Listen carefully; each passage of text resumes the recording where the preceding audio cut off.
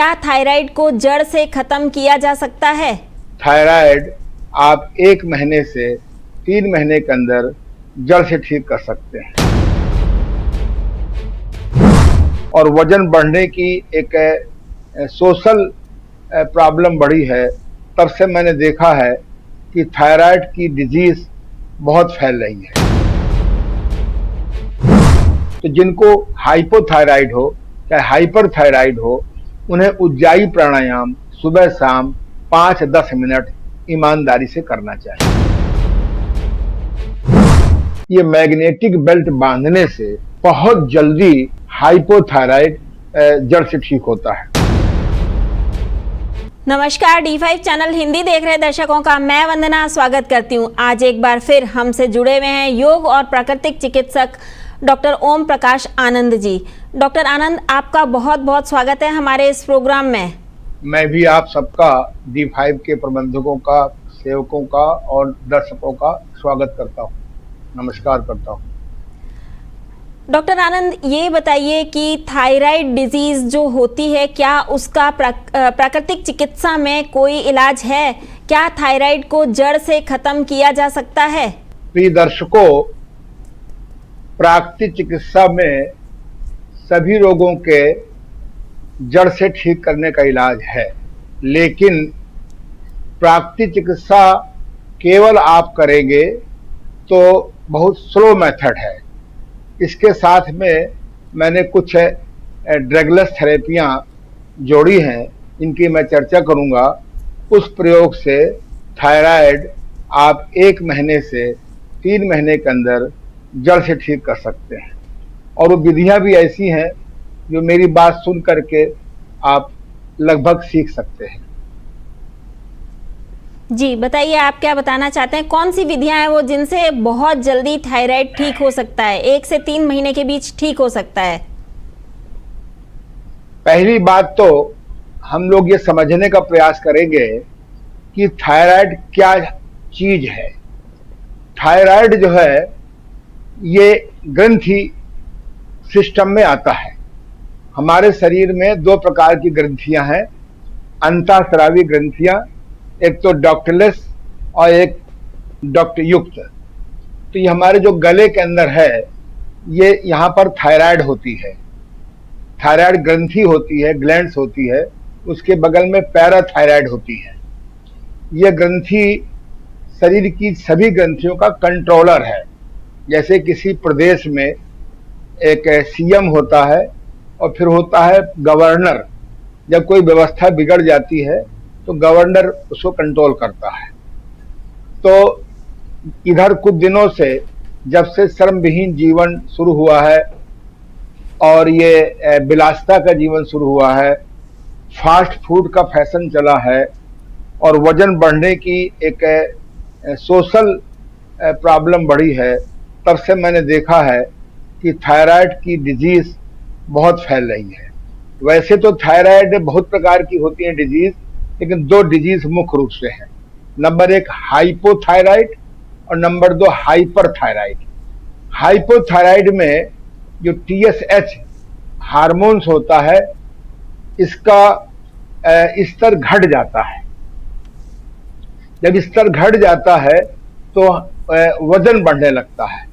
लोग कहते हैं कि मैं पानी भी पी लेता हूं तो मेरा वजन बढ़ जाता है, मैं इतना कम खाता हूं फिर भी वजन बढ़ जाता है। ऐसी स्थितियां हो तो मेडिकल पैथोलॉजी में जाकर के टेस्ट कराना चाहिए। प्रायः हाइपोथायराइड निकलता है। दूसरा होता है हाइपरथायराइड। दूसरे लोग कहते हैं कि हम कुछ भी खा लें, चाहे घी क्यों ना पी लें, चाहे कुछ भी पौष्टिक भोजन कर लें, हमारा वजन बढ़ता ही नहीं है बल्कि और घट रहा है। एक तीसरा होता है, उसको हम लोग कहते हैं गलगाइड। गलगाइड माने घेंगा।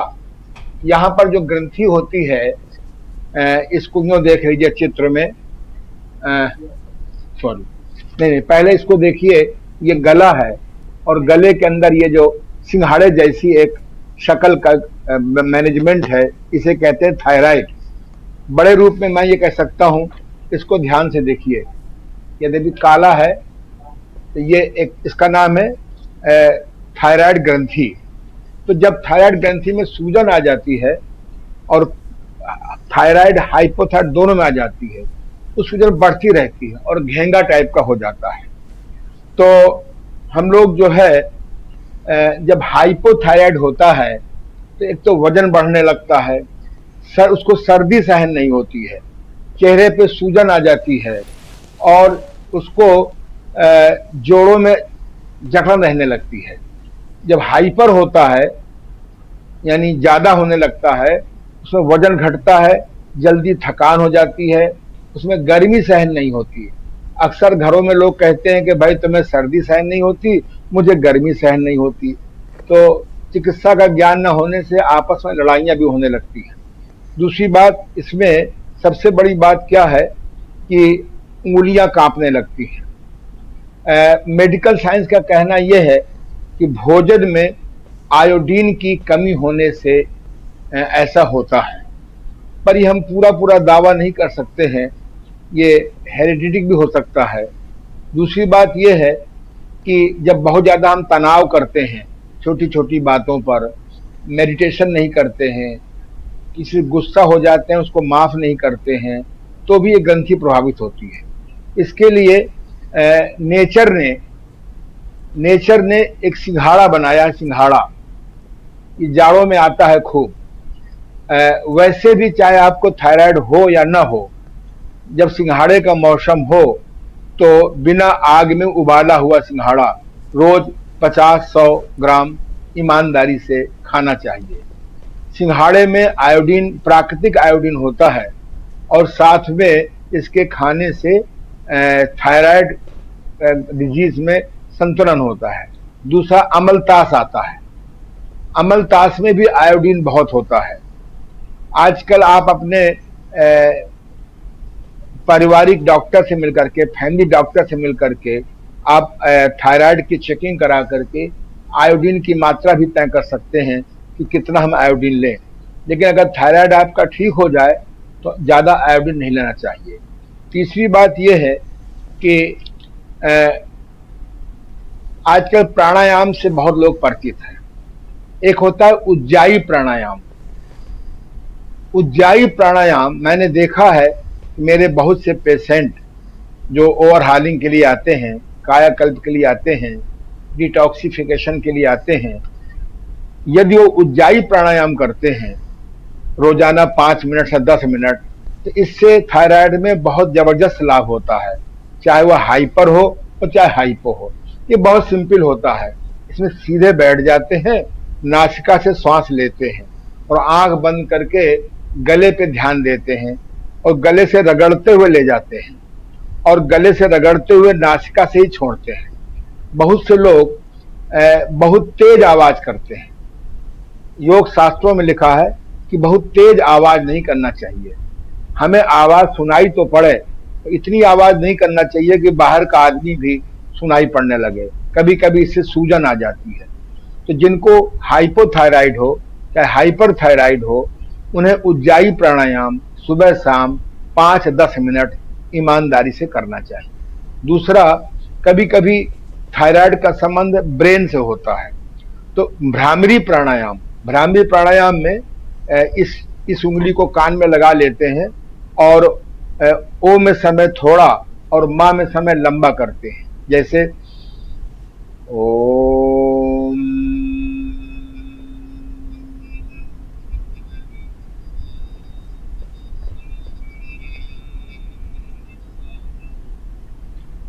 पांच मिनट, जैसे उज्जाई प्राणायाम लगभग 5 मिनट करते हैं, ऐसे भ्रामरी प्राणायाम करना चाहिए। दूसरा, अगर आपको हाइपोथायराइड है जिसमें सर्दी बहुत लगती है आदमी को, इनको सूर्यभेदी प्राणायाम करना चाहिए। सूर्यभेदी प्राणायाम में क्या होता है कि हम बाई नासिका बंद कर लेते हैं, दाई नासिका से 4 गिनती में श्वास भरते हैं और दाई नासिका से 8 गिनती में श्वास निकालते हैं। दाई नासिका से ही 4 गिनती में श्वास भरते हैं और दाई नासिका से 8 गिनती में निकालते हैं। और अगर आपको हाइपर थायराइड हो तो चंद्रभेदी प्राणायाम करते हैं। चंद्रभेदी प्राणायाम में दाई नासिका को बंद कर लेते हैं, बाई नासिका से 4 गिनती में श्वास भरेंगे और बाई नासिका से ही 8 गिनती में श्वास निकालेंगे। बाई नासिका से ही श्वास को भरेंगे 4 गिनती में, अब बाई नासिका से ही श्वास को निकालेंगे। ये 3 प्राणायाम, उज्जाई प्राणायाम, भ्रामरी प्राणायाम, हाइपो वाले सूर्यभेदी प्राणायाम करेंगे, यानी दाई नासिका से भरेंगे निकालेंगे, और हाइपर वाले बाएं से भरेंगे दाएं से निकालेंगे। दूसरा जो है गर्दन का व्यायाम बहुत लाभ करता है। गर्दन के व्यायाम में ऐसे ठुड्डी को कंठमूल से लगाया, फिर पीछे किया, ऐसे 10 बार धीरे धीरे करिए, फिर 10 बार ऐसे ऐसे करिए धीरे धीरे। और अगर चक्कर ना आवे तो ऐसे रोटेशन में 5 बार घुमाइए और फिर 5 बार एंटी क्लॉकवाइज घुमाइए। इसके अलावा मैंने एक प्रयोग बहुत जबरदस्त किया है। मैग्नेट थेरेपी में जो सबसे बड़ा कमाल होता है कि चाहे जिस बीमारी का में हो और चाहे जिस अंग में हो, अगर हम मैग्नेट उसमें लगा देते हैं तो वहां की सूजन गायब हो जाती है और दर्द निकल जाता है और उस हिस्से में खून का संचार बढ़ जाता है। तो मेरे यहाँ तो बहुत से रोगी ठीक हुए हैं। ये एक मैग्नेटिक थ्रोट बेल्ट होती है, इसका नाम है मैग्नेटिक थ्रोट बेल्ट। इसको आगे से ऐसे बांध दीजिए और रात भर आप बांध सकते हैं। अधिक तकलीफ हो तो आप दिन में भी 4-5 घंटे बांट सकते हैं। ये मैग्नेटिक बेल्ट बांधने से बहुत जल्दी हाइपोथायराइड, हाइपरथायराइड दोनों में बहुत जल्दी जड़ से ठीक होता है। दूसरी बात, जिनको बहुत तकलीफ हो तो वो किसी भी मैग्नेट थेरेपिस्ट के पास चले जाएं। एक मैग्नेटिक वाइब्रेटर होता है, सुबह शाम ऐसे इसको बिजली में लगा देंगे, इसको ऑन कर देंगे और ऐसे ही 5 मिनट ऐसे वाइब्रेशन देंगे तो मेरा दावा है कि बहुत जल्दी थायराइड ठीक हो जाता है। इसके अलावा एक्यूप्रेशर रिफ्लेक्सोलॉजी में जो अंगूठे के नीचे का हिस्सा होता है, उभरा हुआ हिस्सा होता है, ये अगर हम अपने ही हाथ से इसको ऐसे, ध्यान दीजिए, ये ऐसे जोर से दबाइए और छोड़ दीजिए, दबाइए छोड़ दीजिए, दबाइए छोड़ दीजिए, दबाइए छोड़ दीजिए, लगभग 60 बार करते हैं। इसी प्रकार से बाएं हाथ में अंगूठे के नीचे जो उभरा हुआ हिस्सा है, इसको दबाइए छोड़ दीजिए, दबाइए छोड़ दीजिए, दबाइए छोड़ दीजिए। आप चाहें तो इसमें तमाम प्रकार के मिनी रोलर आते हैं, ऐसी चीजें आती जिनको हम उसके द्वारा भी रगड़ सकते हैं। किसी नुकीले पेन को भी कर सकते हैं। तो इस प्रकार से मैंने देखा है कि ये सिंघाड़ा खाने से, चुकंदर लेने से, डॉक्टर की गाइडेंस में आयोडीन लेने से और साथ में चुम्बक चिकित्सा करने से, ये इस प्रकार के बेल्ट बांधने से, इसको कहते हैं मैग्नेटिक थ्रोट बेल्ट। इसमें एक और मजे की बात है, तो अगर आप इसको पीछे से बांध दे और आगे जोड़ लगा दे ऐसे, तो गारंटी से कुछ दिनों में सर्वाइकल स्पॉन्डिलाइटिस में भी बहुत सुख मिलता है। इसी प्रकार से एक क्रिया होती है योग में, अगर आप दुबले पतले हों तो सर्वांग आसन बहुत लाभ करता है, हलासन बहुत फायदा करता है। लेकिन सर्वांग आसन और हलासन करने के लिए शरीर में वजन ज्यादा नहीं होना चाहिए। इसके साथ साथ में एक बहुत मजे की बात है कि आप यदि आप किसी बीमारी से मुक्त होना चाहें तो कब्ज का ठीक होना बहुत जरूरी है। हर बीमारी में कॉन्स्टिपेशन और टेंशन को how to manage in positive thinking, इसके लिए जो साक्षी ध्यान है मुझे सबसे अच्छा लगता है और श्रेष्ठ है भी। दूसरी बात, कब्ज से मुक्त होना बहुत जरूरी है। कब्ज से मुक्त होने के लिए 2-3 बातें याद रखिए। कब्जी का दुश्मन हरी सब्जी। भोजन में जितना आप रोटी दाल चावल कम लेंगे और हरी सब्जी ज्यादा मात्रा में लेंगे तो अपने आप पेट ठीक रहेगा। दूसरी बात यह है कि एक बात ध्यान रखें, कब्ज ठीक करने के लिए ध्यान रखें 2 मिनट भोजनालय तो 20 मिनट शौचालय। अब 20 मिनट भोजनालय तो 2 मिनट शौचालय। भोजन चबाकर खाएंगे तो शौचालय में समय नहीं लगेगा। इसके अलावा प्राकृतिक चिकित्सा में या योग चिकित्सा में सप्ताह में एक बार एनीमा या बस्ती जरूर कर लेना चाहिए। एनीमा या बस्ती करने से जब कभी हम लोग यात्रा करते हैं और मल मूत्र के वेग को रोकना पड़ता है तो वो निकल जाता है। और उससे ज्यादा इम्पोर्टेंट ये है, जिनको हाइपोथायराइड की वजह से वजन अधिक हो, उन लोगों को अपने पास के किसी सुव्यवस्थित अनुभवी प्राकृतिक चिकित्सक के मार्गदर्शन में 8-10 दिन जा करके वजन घटाने की टेक्निक सीख लेना चाहिए कि हम भोजन कैसा करें, स्टीम बाथ कैसे लें, सन बाथ कैसे लें, उपवास कैसे करें। प्राकृतिक चिकित्सा से बढ़कर परमानेंट वजन घटाने वाली अन्य विधियां नहीं है। इसी प्रकार से ठीक इसका उल्टा, जिनका वजन घटता जा रहा है उनको प्राकृतिक चिकित्सालय में जा करके शोधन क्रियाओं के साथ साथ में जो आयुर्वेद की शतावर है, अश्वगंधा है और एक पंचमेवा होती है। पंचमेवा में ये काजू, अखरोट, छुहारा, बादाम, किशमिश, ये 5 चीजें बराबर मात्रा में ले लेते हैं, इन्हें सुखा लेते हैं, ग्राइंडर में पीस लेते हैं।